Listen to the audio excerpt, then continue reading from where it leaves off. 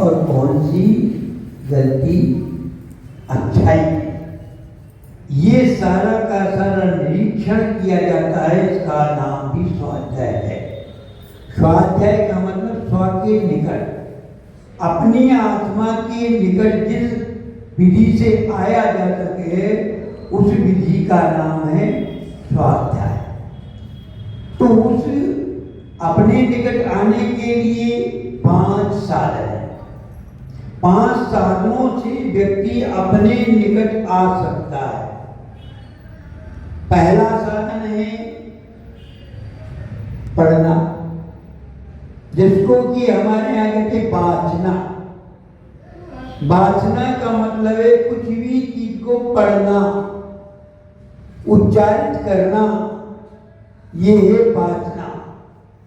तो उससे हम अपने निकट जा सकते हैं, क्योंकि ये जिनवाणी को जब हम पढ़ते हैं तो अपनी गलतियां मालूम पड़ती हैं कि जिनवाणी ये कहती है और मैं क्या कर रहा हूं, मैं कहाँ हूं, मेरा स्वरूप क्या है, मुझे क्या करना चाहिए और मैं क्या कर रहा हूं, ये जानकारी जिनवाणी से मिलती है। इसलिए वाचना भी हमें अपने से मिलाने का, अपने तक पहुंचाने का कार्य करती है। इसलिए वाचना नाम का स्वाध्याय है। क्योंकि जब आप जिनवाणी को वाचते हो तो जिनवाणी का दर्शन होता है। जैसे प्रतिमा मूर्ति मंदिर में विराजमान है, मंदिर में कौन विराजमान है? तीर्थंकर प्रभु की प्रतिमा, या यूं कहना चाहिए तीर्थंकर प्रभु देव विराजमान है मंदिर में। तो उनको देखते हैं, उनको भी बांधते हैं, उनका दर्शन करते हैं तो सब बांधते हैं कि देखो बैठे हुए हैं।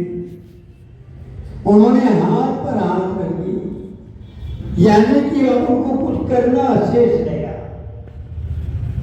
कहीं जाना शेष नहीं रहा। उन्होंने सब कुछ देख लिया। अब एक अपनी ओर निहार है और उनकी दृष्टि कहती है, कैसी दृष्टि है? नासा दृष्टि। नासा का मतलब क्या होता है? नाक पर दृष्टि नहीं होता। लोग कहने लगे ये नहीं तो जिंदगी बेबाद है, कोई पीछे से एक काट न ले, इसलिए आंखों के नीचे नाक को रखने पहली व्यवस्था है, उसकी चारों तरफ से सुरक्षा है। अब नाक पर किसी के ऊपर भगवान क्यों रखाएंगे?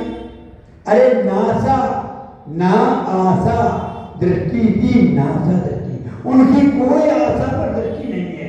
कुछ हमें मिल जाए, हम जाते हैं किसी के पास, हम आशा रखते हैं कुछ मिल जाए, कुछ पा जाएंगे इससे, इसलिए आशा दृष्टि हमारी। और भगवान की ना आशा दृष्टि इति नासा दृष्टि।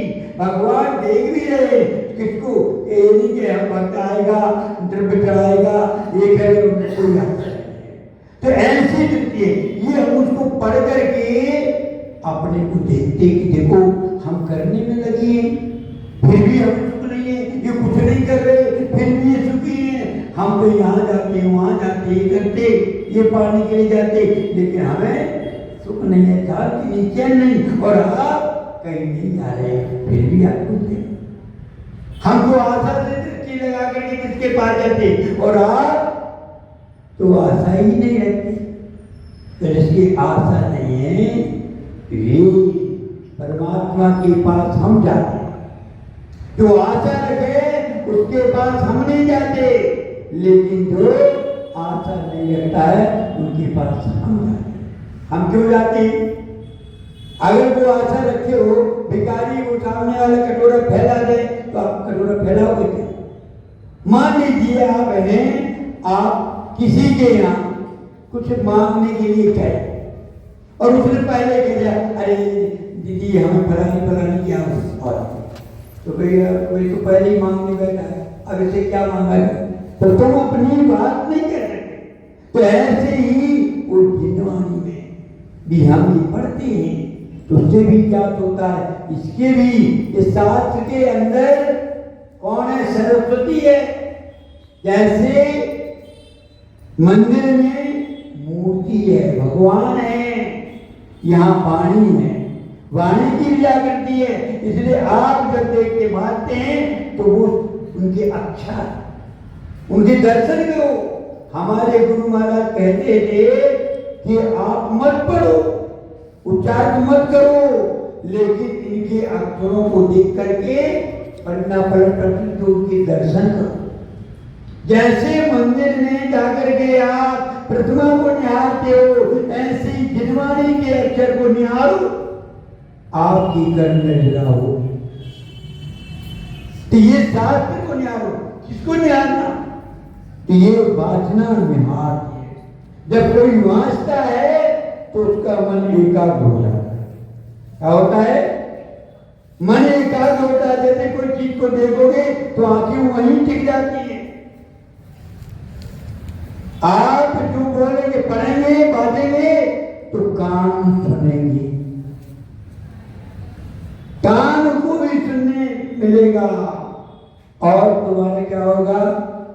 आंखें तो उसमें लगी, मन हो गएगा तो उसमें पूरा का पूरा ध्यान एकाग्र हो जाता है और ध्यान नीति की ओर जाने का साधन बन जाता। इसीलिए वासना भी जो है